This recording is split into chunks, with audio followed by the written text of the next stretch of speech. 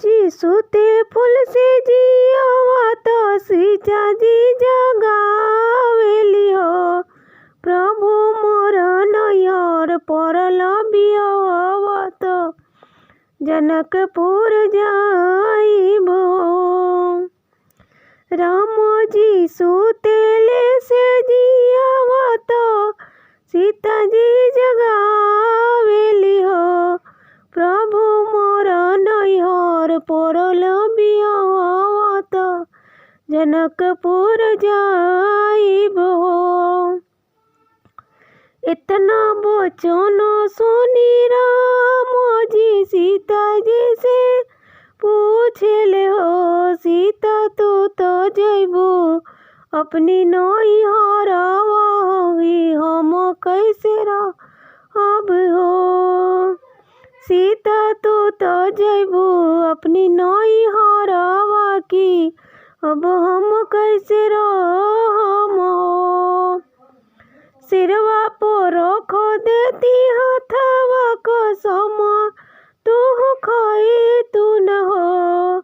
सीता कितना दिन रहबू नैहरवा हिटी कब आइबू न हो।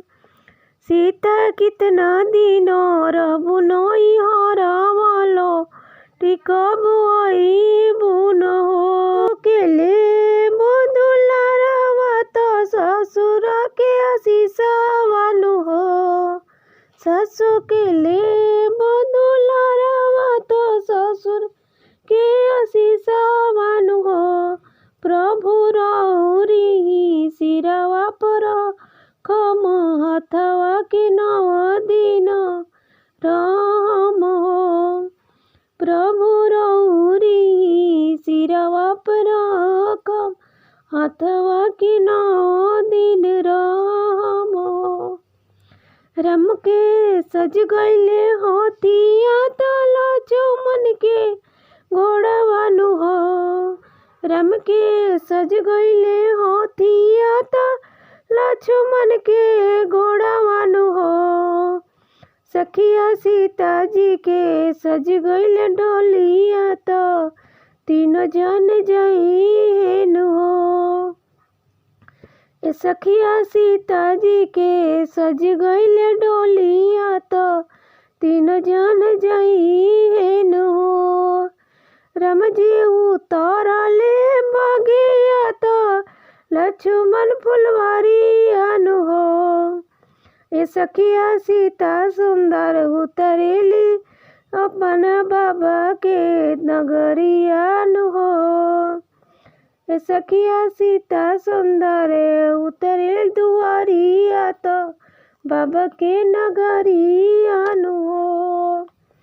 माई के भेटे कवरिया तो सखियन के गले मिलली हो। माई के भेटे कवरिया तो सखियन के गले मिलली हो। सखिया भाभी उठी पौआ पखारली नदिया मोरे ई गइली हो। ये सखिया भाभी उठी पौआ पखारली नदिया मोरे ई गइली हो।